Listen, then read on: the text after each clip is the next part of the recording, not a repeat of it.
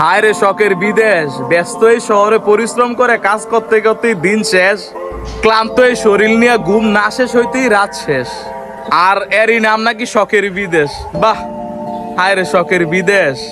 সারাটা দিন এত পরিশ্রম করে ডিউটি করে আসার পরে যখন রাত্রে আসি বাসার মধ্যে, আস্তে আস্তে অনেক সময় হয়ে যায়। তারা বাজার করা, রান্না করা, কাপড় চোপড় ধোয়া, লাস্টে গোসল করা, তারপরে খাওয়া, এগুলা করতে করতে ঘুমের সময় একদমই আসা পড়ে। আর মোবাইল দেখবো কোন সময়? যে মানুষগুলা বাংলাদেশে অতিরিক্ত মোবাইল টিপতেছ, সবাই টিপে আসো এখানে যদি আসতে চাও এই শখের বিদেশে। এখানে মোবাইল টিপতে পারবা না তোমার মন মতো। এই শখের বিদেশে আসলে অন্যরকম ভাই। এখানে সময় পাওয়া যায় না, এই যে মানে ঘুমামু, ঘুমটাই শেষ হয় না, তার আগে উঠে যেত ডিউটির কারণে। এর নাম নাকি বলে শখের বিদেশ। কোনো স্বাধীনতা নাই, কোনো ঘুম নাই, কোনো কিছু নাই। হায় রে মানুষ, শুধুমাত্র টাকার জন্য দূরপ্রবাসে আমরা পাড়ি দিই। কত কষ্ট করি এই জায়গাতে, শুধুমাত্র একটু পরিবার, বাবা মা সবার মুখে একটু হাসি ফুটানোর জন্য এত কষ্ট, এত ত্যাগ শিকার, এত সবকিছু।